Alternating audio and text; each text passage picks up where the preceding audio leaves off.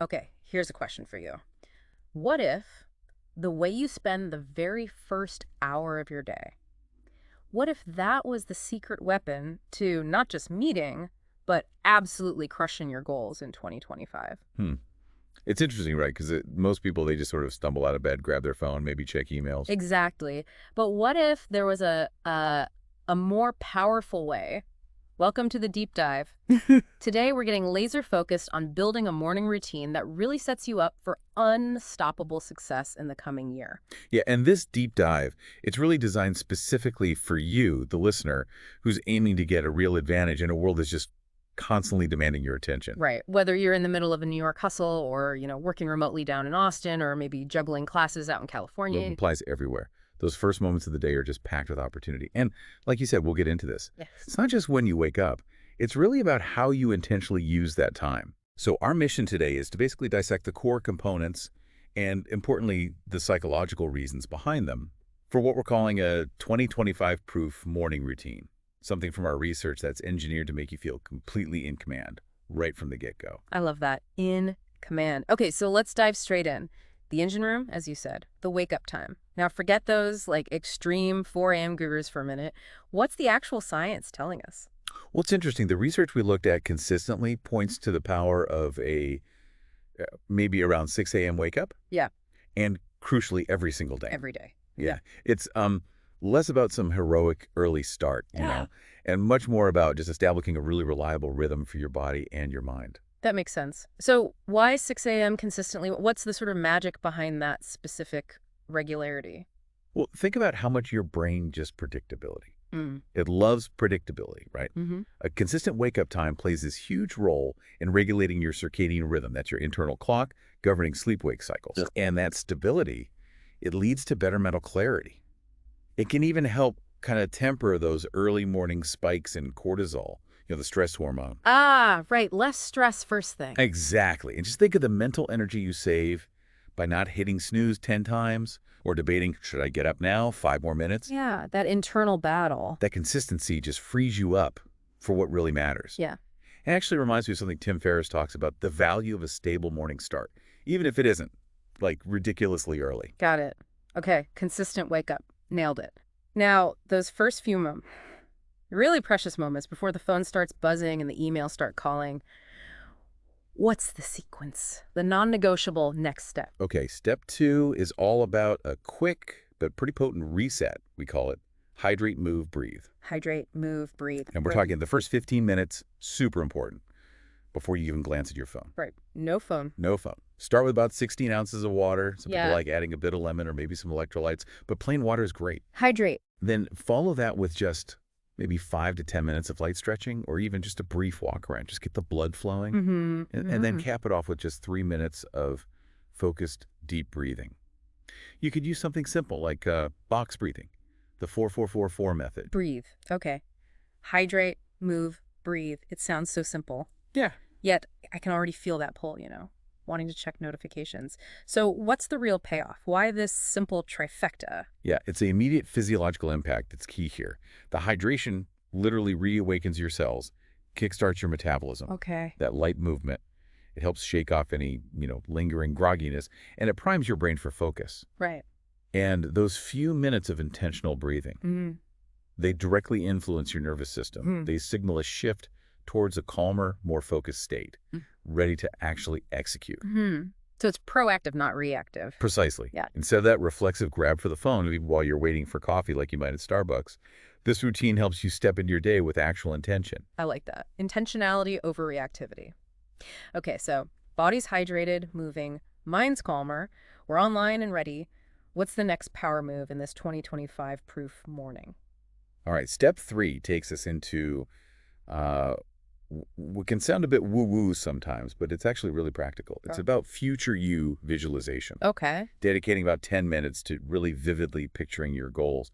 Now, I know visualization can sometimes get a bad rap. Yeah, a little bit out there sometimes. It can feel that way, but the principles behind it are actually quite grounded in, well, how our brains are wired. Okay, let's dig into that then. What's the neurological angle? How does that work?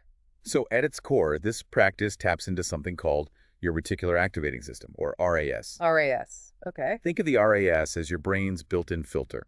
It's constantly sifting through all the incoming information and basically highlighting what it thinks is important for you. Right. Like a spam filter, but for opportunities. Kind of. So when you consistently visualize your 2025 goals, maybe it's leading that big project or feeling totally confident presenting your ideas, maybe buying your first home or, launching that brand you've been dreaming about. You're essentially programming your RAS. You're telling it, hey, this stuff is important. So it starts to notice opportunities, resources, connections in your environment that can actually help you achieve those specific visions. Ah, okay. So it's like setting the destination on your internal GPS. That's a great way to put it. Yeah. Your brain becomes more attuned to recognizing and seizing things that align with that future picture and almost automatically starts filtering out the noise, the distractions. It's really powerful. Yeah, that sounds incredibly useful. Exactly. And look, this isn't just some, new fad. High achievers have used this for ages. Think about Olympic athletes mentally rehearsing their winning run or CEOs envisioning their company's next big leap. Sure. It's about creating that clear mental blueprint that directs your focus and fuels your actions throughout the day. Okay, this is building nicely. We're consistently awake, bodies are primed, minds are focused on the future goal. Now, for step 4, which it sounds like where the rubber meets the road, the power hour. Break this down for us. Yeah, the power hour, this is all about a dedicated, totally uninterrupted 60-minute block. And it's carved out specifically for deep work on your single most significant goal. Okay, single most significant. And the key is uninterrupted. Absolutely key. Zero distractions. Our research highlights examples like, finally launching that side hustle you've been thinking about, or dedicating focused time to writing that book or blog, or maybe mastering a valuable new skill. Things like AI tools or coding are big ones right now. Gotcha. So this isn't about like clearing the inbox or doing busy work. Definitely not. This is about that concentrated, focused effort that truly moves the needle forward on something big. Sounds a lot like Cal Newport's idea of deep work, right? Precisely. Our sources strongly echo Newport's findings. That kind of focused, undistracted work, it yields massively better results compared to the fragmented attention we usually give tasks when we're multitasking. 10 times the results, I think he claims sometimes. Yeah, something like that. By leveraging the mental clarity and the intention you've built up in those earlier steps, this hour becomes incredibly productive. We even saw this great example, a marketer based in Chicago who apparently built a 6-figure online business almost entirely during this focused hour each morning before 9 a.m. Wow. Okay, that's a tangible example that really hits home. That shows the potential. Yeah. All right, we've put in the deep work. What's the final step? How do we wrap up this 2025 proof morning routine? Step 5 is all about structuring the rest of your day effectively. It's review, reset, and plan. Okay. So before this sort of chaos of the day fully takes over, you take just a few moments to, 1, review your top 3 priorities for the day. Top 3. Got it. 2, quickly check your calendar, know what's coming up. And 3, ask yourself this critical question. What one thing, or maybe up to 3 things, must happen today to make real, meaningful progress towards my bigger goals? Ah, so it's about bringing that purpose and direction from the power hour into the rest of the day, building on that momentum. Exactly that. By proactively reviewing your priorities and just loosely planning your day, you seriously minimize decision fatigue later on. Right, you're not constantly deciding what should I do next. You're not starting your day reactively. Instead, you're operating with clarity, with intention, and that actually frees up mental space for creativity and, strategic thinking when you need it later. Makes sense. And interestingly, we're seeing this trend, especially among high-performing leaders here in the US, really utilizing digital tools. Things like Notion or even just Google Calendar for detailed time blocking. It shows this kind of planning is being recognized more and more. Okay, so we've laid out these 5 key steps. Powerful stuff. But our research also pointed to something critical, didn't it? Something that often gets missed when people try to build routines. What's that crucial missing piece? Yeah, this is so important. What's absolutely vital to understand is that this isn't about just blindly copying someone else's perfect-looking morning routine from Instagram or whatever. Right. Don't just do what Tim Ferriss does because he does it. Exactly. The real power, the sustainable power, lies in personalization.